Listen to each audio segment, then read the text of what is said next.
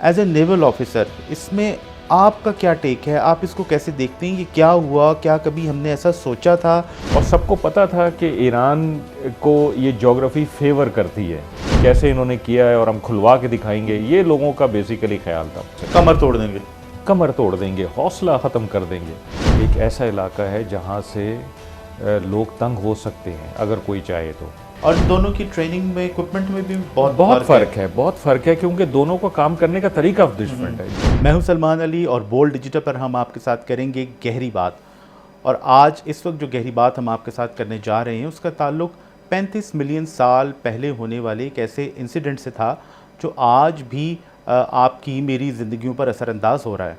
मैं बात कर रहा हूँ तकरीबन 3.5 करोड़ साल पहले के एक वाक़े की, जिसमें जियोलॉजिस्ट के मुताबिक हमारे मगरिब में, यानी पाकिस्तान का जो इस वक्त मगरबी इलाका है, वहाँ पर कुछ ऐसी टेक्टोनिक प्लेट्स की आपस में हरकत हुई, वो टकराई आपस में एक दूसरे से, और एक ऐसा रीजन वजूद में आया जिसे आज हम स्ट्रेट ऑफ हॉर्मज़ के नाम से जानते हैं। और स्ट्रेट ऑफ हॉर्मज़ का बंद होना या खुलना कितना इंपॉर्टेंट है, ये तो ना सिर्फ पाकिस्तान बल्कि मेरे ख्याल है दुनिया के करोड़ों लोग बड़ी आसानी से जान चुके हैं। इसी टॉपिक पर बात करने के लिए मेरे साथ मौजूद हैं एक ऐसे नेवल ऑफिसर जो ना सिर्फ इलेक्ट्रॉनिक मीडिया बल्कि सोशल मीडिया पर भी अब तो बहुत ज़्यादा जाने और माने जाते हैं, और उनकी बात के अंदर बहुत ज़्यादा वज़न होता है और उसी वज़नदार बात से निकलती है गहरी बात।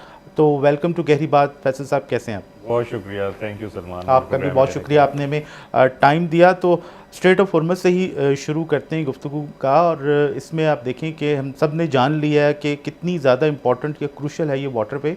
तो अभी जो हमने 28 फरवरी से अब तक जो कुछ देखा है एज ए नेवल ऑफिसर, इसमें आपका क्या टेक है? आप इसको कैसे देखते हैं? ये क्या हुआ? क्या कभी हमने ऐसा सोचा था?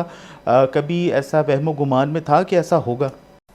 देखिए, ये बात कहना कि किसी को इस बारे में पता नहीं था कि अगर ऐसा हो गया तो क्या इफ़ेक्ट्स होंगे, ये तो मेरे ख्याल है सही नहीं होगा। क्योंकि ज्योग्राफ़ी, जैसे आपने कहा कि करोड़ों साल पहले एक इंसिडेंट हुआ और उससे ज्योग्राफ़ी एक अमल में आई, तो वो ज्योग्राफ़ी तो वही थी और सबको पता था कि ईरान को ये ज्योग्राफ़ी फेवर करती है और ईरान को भी ये पता था। अच्छा, मैं क्योंकि ईरान में भी रहा हूँ 3 साल और मैंने वहाँ उनकी नेवी और एयरफोर्स के साथ काम भी किया है, तो मेरा हमेशा से ये ख्याल था कि ईरान ने सबसे ज़्यादा इन्वेस्टमेंट पर्शियन गल्फ़ में और स्ट्रेट ऑफ हॉर्मुज़ में की है, यानी पानी में इन्वेस्टमेंट की है उन्होंने। क्योंकि उन इन्वेस्टमेंट से क्या मुराद, मिलिटरीली या कमर्शियली? मिलिटरीली उन्होंने सबसे ज़्यादा इन्वेस्टमेंट पानी में की है, क्योंकि उनको ये पता था कि ये हमारी स्ट्रेटेजिक कैपेबिलिटी है जिससे हम पूरी दुनिया को नाच नचवा सकते हैं, और उन्होंने ये करके दिखाया।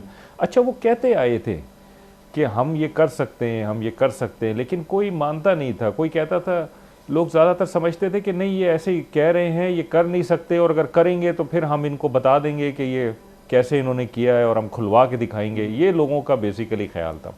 फिर लोगों का दूसरा एक ख्याल ये था कि हम इनको मेन लैंड पे इतना कोई प्रेशर करेंगे, इतनी कोई बम्बार्डमेंट और डिस्ट्रक्शन करेंगे कि ये इस काबिल ही नहीं रहेंगे कि ये पानी में कुछ कर सकें। कमर तोड़ देंगे। कमर तोड़ देंगे, हौसला ख़त्म कर देंगे। जब टैंकर्स वॉर हुई थी 80s में, ईरान इराक की जंग हो रही थी, तो उसके बाद दुनिया को थोड़ा सा ये समझ आई थी कि भाई ये इलाका एक ऐसा इलाका है जहाँ से लोग तंग हो सकते हैं अगर कोई चाहे तो।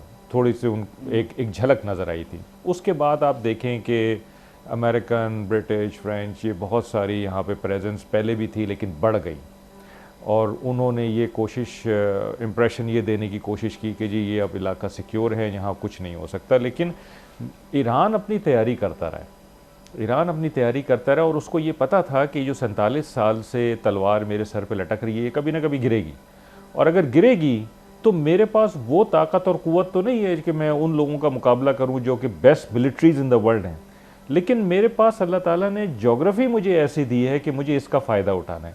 अब ज्योग्राफ़ी में ईरान की 2 चीज़ें, पहली उसका लैंड मास बहुत बड़ा है, पाकिस्तान का डबल साइज़ है, पॉपुलेशन पाकिस्तान की आधी, तो पॉपुलेशन सेंटर्स बहुत दूर दूर वाक़े हैं और आपको बहुत ट्रैवल करना पड़ता है।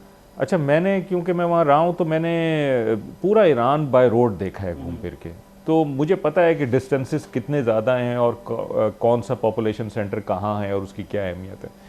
तो अगर आप कोई लैंड इन्वेजन करते हैं ईरान में, तो उसकी ज्योग्राफी में ये कैपेसिटी है कि वो कंज्यूम कर लेगी उस लैंड फोर्स को, ज्योग्राफी कंज्यूम कर लेगी, और फिर उस ज्योग्राफी के हिसाब से उन्होंने अपनी लैंड फोर्सेस भी बनाई हैं। अर्तिश मतलब रेगुलर आर्मी ईरान में बड़ा यूनिक सिस्टम है आर्म फोर्सेस का। अच्छा, इसको भी ज़रा एक्सप्लेन कीजिएगा, ये सिस्टम ज़रा कंफ्यूजिंग हो जाता है। देखिए, ईरान में जिस तरह हम कहते हैं ना कि गवर्नेंस सिस्टम बड़ा यूनिक है कि जी एक क्लर्जी है और एक पॉलिटिकल सिस्टम है, पॉलिटिकल गवर्नमेंट है, इसी तरह आर्म फोर्सेस का भी बड़ा यूनिक सिस्टम है। उनके दो आर्म फोर्सेस हैं, एक रेगुलर आर्म फोर्सेस है जिसको अर्तिश कहते हैं, उसमें भी आर्मी, नेवी, एयरफोर्स तीनों हैं, और एक है पासदारान इनकलाब की आर्म फोर्सेस जिसमें ये तीनों जो एलिमेंट्स हैं वो हैं, यानी ज़मीनी फ़ौज भी है, नेवी भी है, और उनकी एक एरोस्पेस फोर्स है। उसको वो एयरफोर्स नहीं कहते, एरोस्पेस फोर्स कहते हैं। एरोस्पेस फोर्स में मिसाइल्स, रॉकेट, ड्रोन्स, ये सब चीज़ें आती हैं तो उनके पास। अच्छा, ये जो पासदारान इनकलाब के लोग हैं ये असल में इनकलाबी लोग हैं, क्योंकि ये इनकलाब ईरान से जुड़े हुए हैं और इनकी कन्विक्शन वो है, तो ये प्रोटेक्शन प्रोवाइड करते हैं इनकलाब को, रिजीम को। तो जो इनकलाब की आइडियोलॉजी है उसको बेसिकली ये करते हैं। और इन दोनों की ट्रेनिंग में, इक्विपमेंट में भी बहुत फ़र्क है, क्योंकि दोनों का काम करने का तरीका डिफरेंट है। जो कन्वेंशनल आर्म फोर्सेज हैं, जो अर्तिश है, वो नॉर्मल आर्म फोर्सेस की तरह काम करते हैं, उसी तरह के ऑपरेशंस प्लान करते हैं, उसी तरह की वो उनकी जो सारी स्ट्रैटेजी है वो होती है। जारी बात है उनका इक्विपमेंट भी उसी तरह का है। लेकिन ये जो पासदारान इनकलाब है ये एसिमेट्रिक वॉरफेयर पे करती है। अब मैं आपको बेसिकली इसी पॉइंट पे लेकर आ रहा हूँ कि वो जो ज्योग्राफी का फ़ायदा और कम रिसोर्सेज होने का नुकसान, उसका हल निकाला इन्होंने एसिमेट्रिक वॉरफेयर में, कि हमने ज्योग्राफी का फ़ायदा उठाना है और एसिमेट्रिक वॉरफेयर करनी है कन्वेंशनल थ्रेट के खिलाफ, तो उसमें हमें फतह होगी। ये इनकी माइंडसेट था, इनकी फ़िलॉसफी ये थी। अच्छा, एक मैंने बताया आपको कि इनका लैंडमास ज्योग्राफी, दूसरी जो इनको अल्लाह ताला ने ज्योग्राफी प्रोवाइड की है पानी में, यानी आप देखें कि गल्फ ऑफ ओमान से लेके उस कोने तक, यानी हमारा जो जीवनी है जहाँ पे हमारा इनका बॉर्डर बनता है उसको हम कहते हैं गवातर बे, वहाँ हमारा इनका पानी का बॉर्डर बनता है, वहाँ से लेके और इराक तक, शत्तुल अरब इराक तक पूरी कोस्ट लाइन ईरान की है, यानी gulf of Oman, straight of Hormuz, Persian gulf, ये तीनों इलाके ईरान की गिरफ्त में हैं। अच्छा, बाकी जो ममालिक हैं, बाकी जो इलाका है, यानी मगरिब में इराक, फिर नीचे आप देखें सारे ये गल्फ स्टेट्स, वो बहुत सारे फिर बटे हुए हैं, लेकिन नॉर्थ पूरा ईरान के पास है। तो ईरान को ये जोग्राफिकल एडवांटेज है कि उसकी ज्योग्राफी डोमिनेट करती है इस इलाके को, पर्शियन गल्फ को, स्ट्रेट ऑफ हॉर्मुज़ और गल्फ ऑफ ओमान को। फिर इन्होंने उस ज्योग्राफी का मज़ीद फ़ायदा उठाया। उन्होंने इस ज्योग्राफी के हिसाब से कोस्ट लाइन पे जगह जगह इन्होंने नेवल बेसिस बनाए छोटे छोटे, इन्होंने मिसाइल बैटरीज लगाई। फिर जो आइलैंड्स हैं पर्शियन गल्फ में, उन पे इन्होंने बेसिस बनाए हैं, उन पे मिसाइल बैटरीज लगाई हैं। तो इनकी जो गिरफ्त है पर्शियन गल्फ में, स्ट्रेट ऑफ हॉर्मुज़ में और गल्फ ऑफ ओमान में, वो बड़ी मजबूत है, बड़ी सख्त है। और इस जंग से पहले मैं समझता हूँ कि अमेरिका और ईरान के बीच में, और अमेरिका के इत्तेहादियों और ईरान के बीच में, इस तरह से अगर आप कह लें, एक टसल रही है इस इलाके की सिक्योरिटी के मामले में।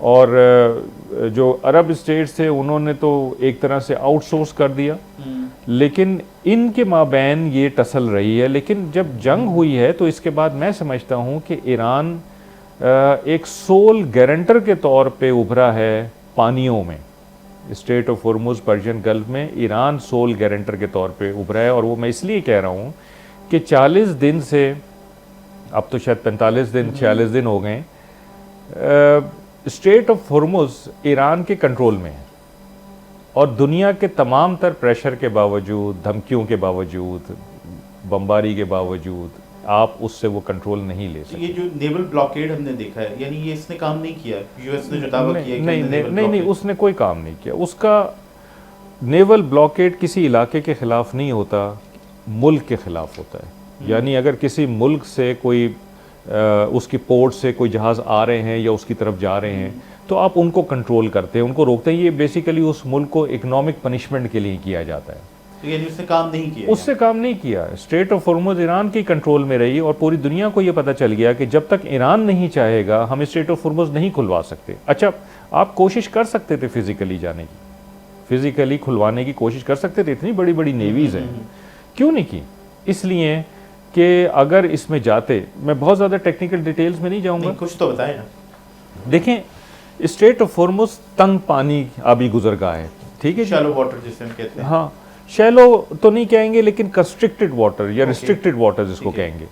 तो जो रिस्ट्रिक्टेड वाटर्स होते हैं उसमें जो बड़े प्लेटफॉर्म्स होते हैं वो बड़ा टारगेट भी बन जाते हैं, ठीक है ना, जगह कम होती है, उनके पास मैनूवरिंग की जगह भी कम होती है, तो वो एक बड़ा टारगेट होते हैं। इसीलिए ईरान ने वहाँ छोटी बोट्स रखी हुई हैं, उनके बड़े शिप्स वहाँ पे नहीं होते, और उनका इरादा यही है कि जब ये बड़े शिप्स यहाँ से गुजरेंगे तो हम अपनी मिसाइल बैटरीज से और जो छोटी बोट्स हैं, जो फास्ट स्पीड बोट्स हैं, उनको जत्थों की सूरत में भेजेंगे और वो इन शिप्स को अटैक करेंगे। तो एक शिप कितने बोट्स को मार लेगा? फॉर एग्जाम्पल 50 बोट्स आती हैं, तो आपने 40 को मार लिया, 45 को मार लिया, 48 को मार लिया, 2 रह गई, वो जिसे सैचुरेशन ऑफ एयर, जी सैचुरेशन कर देंगे, तो वो 2 भी उस शिप को डुबो सकती है, क्योंकि उनके पास ऐसा मवाद मौजूद है, कम से कम डैमेज तो जरूर कर सकती है, सीवियर डैमेज कर सकती है। तो अच्छा, ये तो एक सूरत है। दूसरी सूरत ये है कि अगर आप फिजिकली जाते हैं वहाँ पे और फ़र्ज़ करें कि आप उनकी बोट्स को खातिर ख्वाह नुकसान पहुँचा देते हैं, उनकी मिसाइल बैटरीज को नुकसान पहुँचा देते हैं, they still have the option of throwing mines into the water. तो उससे कौन बचेगा, उसको कौन क्लियर करेगा? अभी आप देखें कि माइंस का कितना एक बड़ा अलमिया बना हुआ है, इशू बना हुआ है, और अभी भी स्ट्रेट ऑफ हॉर्मुज अगर खुली है तो वो एक ख़ास पैसेज में खुली है कि वहाँ से, और यही ईरान ने कहा है कि हमसे राब्ता करके जाएं वरना डैमेज होगा। कोएलिशन बन रहा है उन माइंस को क्लियर करने के लिए, हालांकि मेरा ख्याल है सिर्फ 10-12 माइंस डाली गई थी। इसमें हम कह सकते हैं कि बड़े अरसे बाद हमने देखा है कि एक हमें नेवल वॉरफेयर कह लें, नेवल स्ट्रेटजी कह लें, वो नज़र आई है जिसमें अमेरिका के ख़िलाफ़ जो दूसरा मुल्क है वो बूट्स ऑन ग्राउंड वाली बात तो हुई नहीं, जो लैंड फोर्सेस हैं वो आमने सामने आई नहीं, एरियल वॉरफेयर में भी ईरान की एयरफोर्स ऑलमोस्ट ना होने के बराबर थी ही नहीं। ईरान ने मिसाइल या एरोस्पेस फोर्स आप कह लें, तो ईरान ने जो एक फैसला कुन एक अचीवमेंट जो हासिल की है वो वाया ये नेवल स्ट्रेटजी या नेवल वॉरफेयर है। बिल्कुल ऐसे ही है। देखें, ईरान की एयरफोर्स बहुत वीक है, बहुत पुराने जहाज़ हैं और इन्फीरियर है to what US and Israel है। और वो तो क्लेम करते हैं कि वो भी काफ़ी हद तक उन्होंने वाइप आउट कर वो भी कर दी होगी, वरना अगर वो ना भी की हो तो वो इनका मुकाबला नहीं कर सकती। इसी तरह ईरान का एयर डिफेंस सिस्टम वीक है, जिसकी वजह से यूएस और इजराइल को थोरो पैसेज मिला। मैं समझता हूँ कि अगर उनके पास अच्छी एयरफोर्स होती या अच्छा एयर डिफेंस सेटअप होता तो यूएस और इजराइल को जो अभी कामयाबी मिली है उसकी 20 या 30% मिलती, इससे ज़्यादा ना मिलती। लेकिन खैर ये एक कमी थी। उन्होंने उस कमी को कैसे पूरा किया? उन्होंने लॉन्ग रेंज वेक्टर अटैक्स या नॉन कॉन्टैक्ट वॉरफेयर जिसको कहते हैं, जो कि 21वीं सदी का कुलिया हमें नज़र आता है। अगर आप आर्मीनिया अज़रबैजान की जंग देखें, रशिया यूक्रेन की जंग देखें, पाकिस्तान इंडिया की जंग देखें, तो low cost non contact warfare, यानी आपने उसको एक इकोनॉमिकल रखना है और दूसरा ये कि अपने दुश्मन से राब्ता नहीं रखना बल्कि उसको दूर से मारने की सलाहियत आपके पास होनी चाहिए। Missiles and drones, missiles, rockets and drones, ये चीज़ें। तो ईरान ने इस पे फोकस किया, ठीक है। दूसरा, ईरान की ज्योग्राफी ने टेक्नोलॉजी को मात दी है यहाँ पे अगर आप देखें तो, यानी आपके पास बेस्ट नेवी है दुनिया की, बेस्ट आपके पास सर्वेलेंस सिस्टम है, रिकॉर्नेंस सिस्टम है, मॉनिटरिंग सिस्टम है, आपके पास लॉन्ग रेंज वेपन्स हैं, आपके पास best of the best technology आपके पास मौजूद है। लेकिन आप स्ट्रेट ऑफ हॉर्मुज पे आके फंस गए हैं, यहाँ the buck has stopped here. हम कह सकते हैं कि वो जो मल्टी डोमेन हम बात करते हैं तो एक डोमेन ज्योग्राफी भी थी, डोमेन और उसको उन्होंने अच्छे तरीके से उसमें उसको यूज़ किया उन्होंने, जिसने टेक्नोलॉजी को मात दी है। ये एक बड़ा आउटकम है इस वॉर का कि ये जो टेक्नोलॉजी है ये हर जगह नहीं कामयाब होगी। Geography has a role to play, और ये अब सारे ममालिक आप देखिए कि देखेंगे कि हमने अपनी अपनी ज्योग्राफी को कैसे यूज़ करना है। तो ये एक बहुत बड़ा आउटकम है। फिर जो ये जंग जब शुरू हुई है तो इससे पहले अगर आप देखें तो पेंटागन में भी एक बहस चल रही थी, और वो लोग यही कह रहे थे कि जो हमारे पास इन्वेंट्री ऑफ वेपन्स है ये 21वीं सदी की वॉरफेयर के हिसाब से मौजू नहीं है। बहुत अच्छी है, सोफिस्टिकेटेड है, महंगी है, बहुत सारी है, but it is not suitable to 21st century बड़ी वॉरफेयर। इंपॉर्टेंट चीज़ है, ये बहुत ज़्यादा पॉइंट आउट हुई है बात कि America no doubt military might है, सुपर पावर है मिलिट्री के लिहाज से, लेकिन पिछली सदी के लिए, पिछली जो सदी करंट सदी के लिए वॉरफेयर है, जो वॉरफेयर के तकाजे हैं, जिसमें आप वो मल्टी डोमेन कह लें और जो आप लो कॉस्ट और सारा जो आप टेक्निकलिटीज बता रहे थे कि वो उसमें अमेरिकन आर्मी जो अमेरिकन फोर्सेस हैं वो उसमें इफेक्टिव नहीं है। अच्छा, ये तो बड़ी एक हमने कुछ जंग के हवाले से गुफ्तगू की, दोबारा इस तरफ आएंगे। ये बताइएगा कि आप माशाल्लाह नेवल ऑफिसर हैं, आपका कैसे ये ज़रा व्यूअर्स को भी पता चले, हम सब आपको देखते हैं टीवी पे और सोशल मीडिया पे भी, तो आप बताइएगा कि आपका जब आप टीनेजर थे, जब आप मैट्रिक एफएससी वाला आपका टाइम था, वो कहाँ गुजरा और आप कैसे नेवी में, आपकी इंस्पिरेशन क्या थी? अच्छा, मुझे एक्चुअली बचपन से ही, मतलब जब छोटा था बहुत, तो मुझे फ़ौज में आने का शौक़ था, यूनिफॉर्म पहनने का शौक़ था, और मैं समझता हूँ कि मेरी वालदा का इसमें बहुत बड़ा हाथ था, क्योंकि वो मुझे 71 की जंग के, 65 की जंग के किस्से सुनाया करती थी फ़ौजियों के। वो मुझे नहीं पता कहाँ से पढ़ती थी, लेकिन उनको बहुत सारी चीज़ें याद होती थी और वो मुझे सुनाया करती थी। और जितनी भी जंगी फ़िल्में लगती थी, वो मेरे वालिद को मजबूर करती थी कि इसको जाके दिखानी है। द ग्रेट स्केप हो गई, गन्स ऑफ नेवरॉन हो गई, ये तो क्लासिक्स हैं ये सारी। तो अब्बू को टाइम नहीं मिलता था, तो अक्सर ऐसा होता था कि उस मूवी का लास्ट शो हम जाके देखते थे, मैं और अब्बू।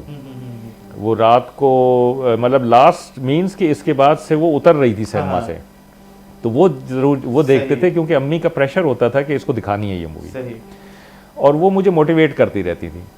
तो उसके बाद मैं पढ़ा हूँ कासा डी बेम्बिनी, एक मॉन्टेसोरी हुआ करती थी, अभी भी आई थिंक कराची में है, बचपन कराची में गुजरा है, तो उसमें था। फिर हबीब पब्लिक स्कूल में चला गया, फिर पाकिस्तान स्टील कैडेट कॉलेज में चला गया, और फिर वहाँ से मैं एयरफोर्स में चला गया। अच्छा, एयरफोर्स? जी, एयरफोर्स में चला गया, और वहाँ से फिर मैं 2 साल बाद एकेडमिक्स की ग्राउंड पे टर्मिनेट हो गया, और फिर मैंने नेवी दोबारा ज्वाइन की। अच्छा। और जो बिलीफ है ना, जो लेसन है मेरी लाइफ से, वो ये है कि मैं पता नहीं क्या प्लान करता रहा हूँ। बहुत लंबी स्टोरी, इस पे आपको पूरा एक प्रोग्राम करना पड़ेगा, मैं उसमें नहीं जाना चाहता फिर कभी, लेकिन मैं क्या प्लान करता रहा हूँ और अल्लाह ने मेरे लिए क्या सोचा था। ये मतलब एयरफोर्स से नेवी में 2 साल गुजार के जाना आर्मी में चाहता था, चला एयरफोर्स में गया और पहुंच गया नेवी में, और नेवी में चलता रहा। और मैं क्योंकि नेवी की मरीन ब्रांच से हूँ, मरीन्स वो लोग हैं जो कि कोस्टल डिफेंस करते हैं सारी कोस्ट पे, और एयर डिफेंस नेवी का करते हैं, और सिक्योरिटी सबसे टफ। जी, इट्स वेरी टफ। तो उसमें का मैं पहला 2 स्टार ऑफिसर हूँ। अच्छा। रेयर एडमिरल पहला उसका मैं बना हूँ मरीन्स का। तो ये अल्लाह ताला ने सोचा हुआ था कि मेरे क्या ख्वाब थे, क्या ख्वाहिशात थी, और अल्लाह कहाँ से लेके मुझे कहाँ पहुँचा दिया। और फिर रिटायरमेंट के बाद अब मैं ये आई एम ट्राइंग टू पे बैक टू द सोसाइटी कि जो कुछ मेरा तजुर्बा है, जो मेरा इल्म है, वो मैं लोगों को तक अच्छा, ये मुझे बड़ा वो जानने का शौक है कि ये जब आप गए पाकिस्तान नेवी में, आपका अकेडमी में पहला दिन था, या आपका as an officer first day था, ये किस साल की बात है? 88 की। आज जो नेवल ऑफिसर्स जाते हैं पहले दिन, कैडेट्स बन के अकेडमी में जाते हैं, या उनका पहला दिन होता है, उस वक्त के कैडेट्स या उस वक्त के ऑफिसर्स और आज के ऑफिसर्स की ग्रूमिंग तो मेरे ख्याल है बेसिक प्रिंसिपल्स तो वही होंगे। ट्रेनिंग फैसिलिटीज़ में क्या फ़र्क आया है? जो आपकी एज एन ऑफिसर आपको फैसिलिटीज़ मिलती हैं, उसमें क्या फ़र्क आया है? सोच में क्या फ़र्क आया है? अपीयरेंस में क्या फ़र्क आया है? फैसिलिटीज़ बात करने के क्या चेंजेस क्या आए हैं? मुझे ये लगता है कि मैं वैसे भी जो नौजवान नस्ल है ना आज की, मैं उसका फ़ैन हूँ। मैं समझता हूँ कि ये मुझसे बहुत आगे हैं, और क्योंकि मेरे अपने बच्चे हैं तो मैं उनको देखता हूँ, और मैं ये सोचता हूँ कि इस ज़माने में मैं कैसा था, मेरा कितना विज़न था, कितना एक्सपोजर था, क्या एक्सपीरियंस था, मेरी कितनी काबिलियत थी इस ज़माने में। और जब मैं उससे अपने बच्चों को कंपेयर करता हूँ तो वो मुझे कहीं आगे लगते हैं। मैं एक जो मुकालमा है ना हमारी सोसाइटी में, मैं उसके हमेशा ख़िलाफ़ रहा हूँ। मेरी वालदा भी मुझे ये कहती थी कि हम अपने ज़माने में ऐसे होते थे, तुम लोग ऐसे हो, हमारे ज़माने में तो ये होता था, तुम्हारे में ये होता है। मैं इसके ख़िलाफ़ रहा हूँ। मैं ये कहता हूँ कि बच्चों को बजाय ये इसके कि मैं अपने ज़माने में लेके जाऊँ, मुझे उनके ज़माने में आने की ज़रूरत है। अगर मैंने उनसे कम्युनिकेशन रखनी है तो मुझे अपने आप को ढालना है उनकी साख्त में। ये तो हमेशा से एक जनरेशन गैप रहा है कि हम ऐसे थे, हम आज ऐसे होता है, हम अच्छे थे, ये नहीं होता, वो नहीं होता।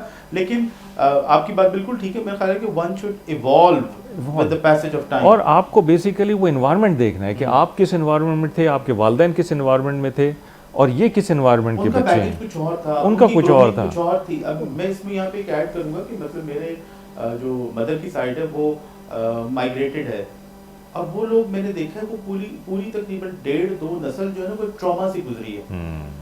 उनको खाने पीने में ट्रॉमा था, उनको अपना वो याद आता था कि वहाँ हम ऐसे करते थे, यहाँ हम ऐसे करते थे। उनको उठने बैठने में प्रॉब्लम्स होते थे कि यहाँ पे हम कराची में हैं तो यहाँ पे हमें सिंधी कम्युनिटी का सामना करना पड़ रहा है, यहाँ पे हम लाहौर में है। तो वो एक ट्रॉमा हर नस्ल का मेरे ख्याल है एक होता है। और दूसरा ये कि आपको अपने बच्चों को रूट्स का बताना चाहिए, यंग नस्ल को रूट्स का ज़रूर बताना चाहिए, लेकिन उनको पीछे नहीं लेके जाने की कोशिश करनी चाहिए, उनके साथ आके मिलने की ज़रूरत है, ये मेरा मानना है।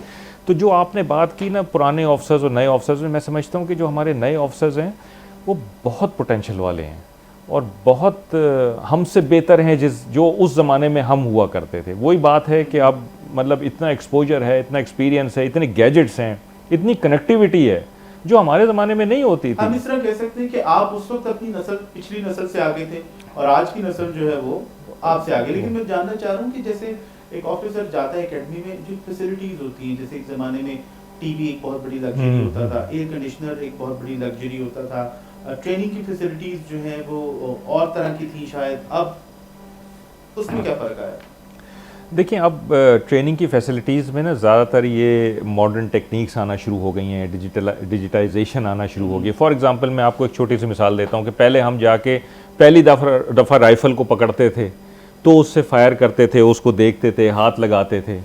अब कंप्यूटर बेस्ड ट्रेनर्स आ गए कि आप जाते नहीं हैं, लेकिन आप पहले एक कंप्यूटर बेस्ड एक सॉफ्टवेयर है, उस पर आप उसको देखते हैं, उसको फायर करते हैं, अपना निशाना बेहतर करते हैं, और फिर आप जाके फील्ड में उसको हाथ लगाते हैं।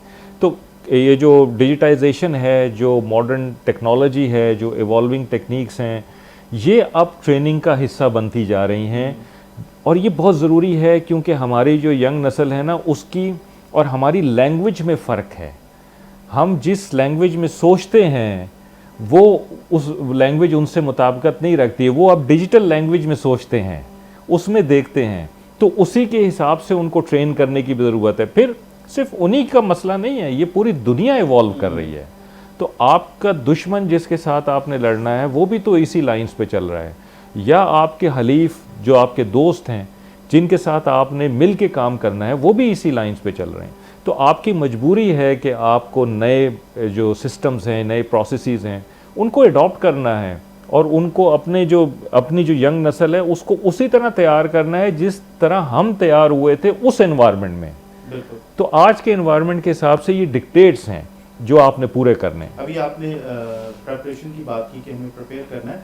अभी जो कुछ हमने देखा, दोबारा करंट सिनेरियो की तरफ आते हैं। स्ट्रेट ऑफ हॉर्मुज़ में जो कुछ हुआ, गल्फ में जो कुछ हुआ, पहले हमने देखा एरियल बम्बार्डमेंट हुई, वो एरोस्पेस ईरान की हरकत में आई, वो नो कॉन्टैक्ट टारगेट्स जो हैं वो हिट किए गए। पाकिस्तान के लिए स्पेसिफिकली, पाकिस्तान नेवी के लिए इस सब में लर्न करने के लिए क्या है? खुदा न खास्ता, वैसे तो मैं सवाल जिससे भी करता हूँ यही जवाब मिलता है कि हर मुल्क की डायमेंशंस फ़र्क होती हैं, हालात फ़र्क होते हैं। तो पाकिस्तान के लिए फिर भी इसमें जो एक लर्निंग पॉइंट आप कह रहे हैं वो क्या है? देखें, अमेरिका, जो मैंने अभी चीज़ आपको एक्सप्लेन की कि स्ट्रेट ऑफ हॉर्मुज़ बंद की हुई थी और फिज़िकली खोलने की कोशिश नहीं की गई।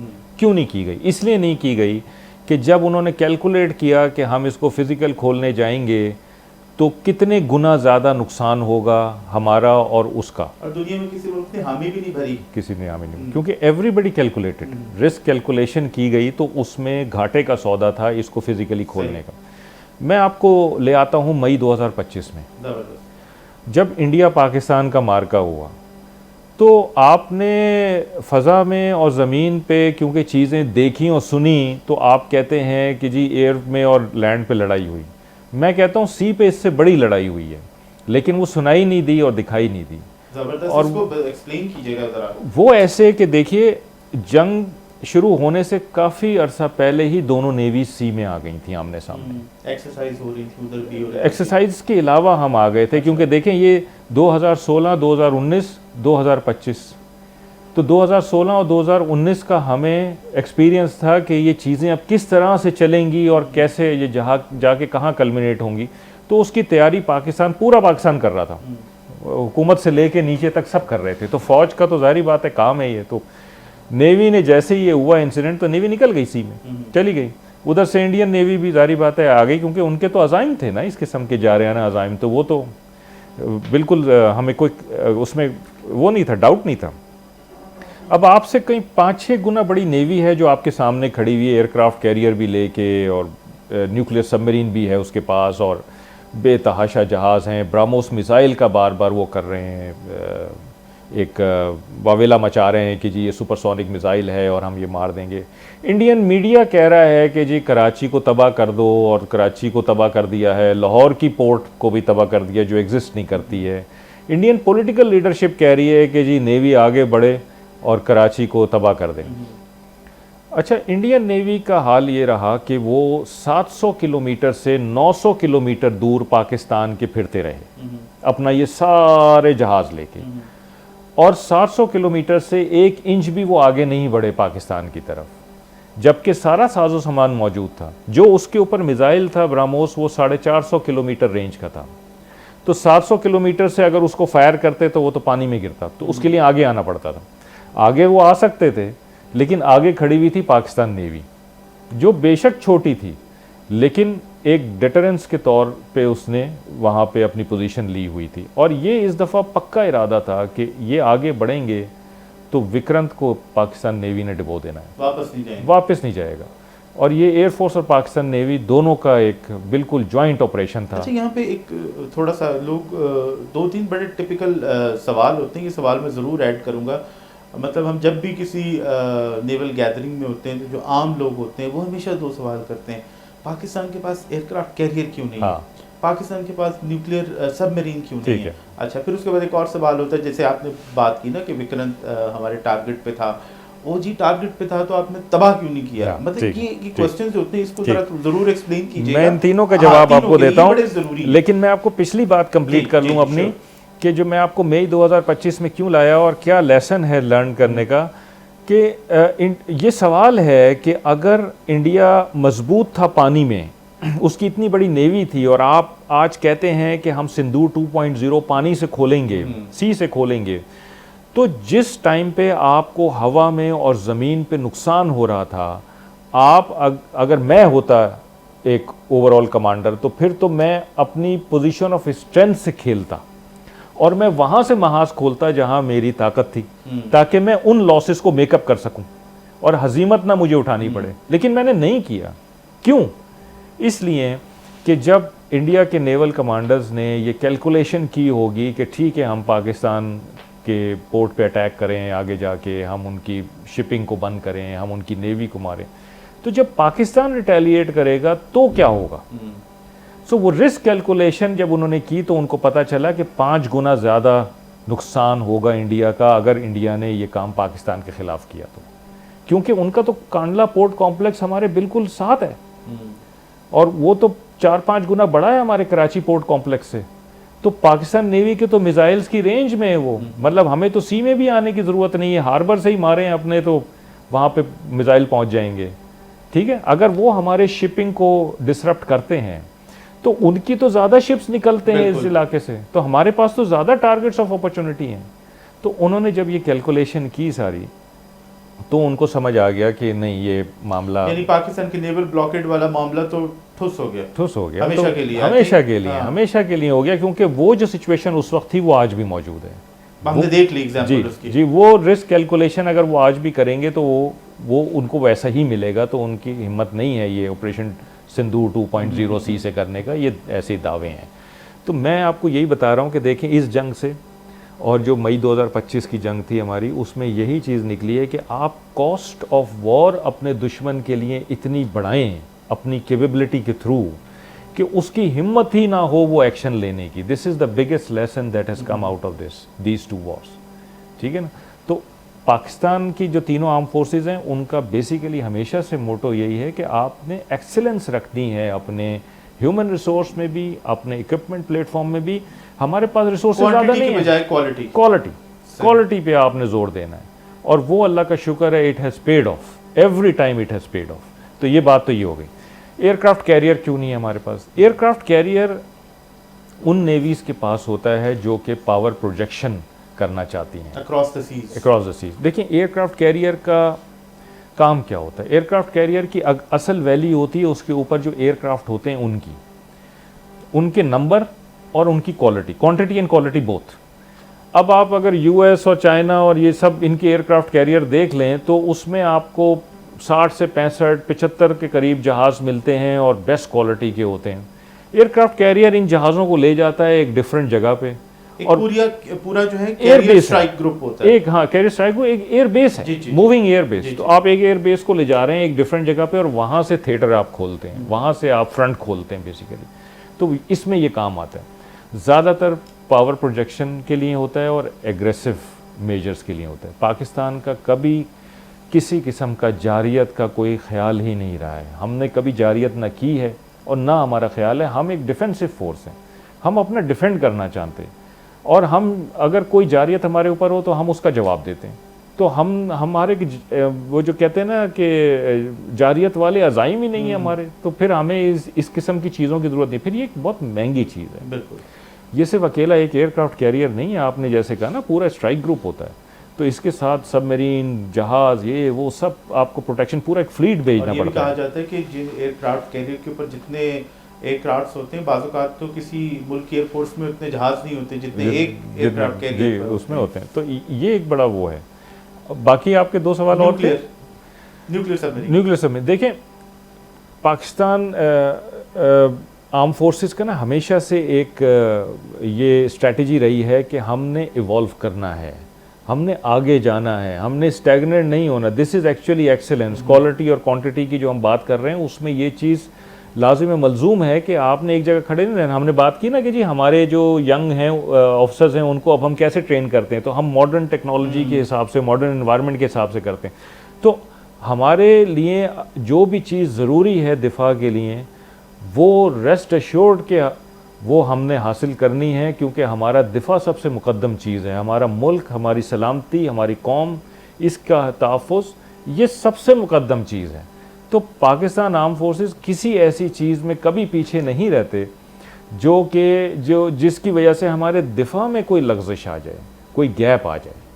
तो इसलिए ये सोचना कि हमारे पास ये चीज़ होगी, नहीं होगी, फ़लाँ होगी, इससे आप मुबर्रा हो जाएं बिल्कुल।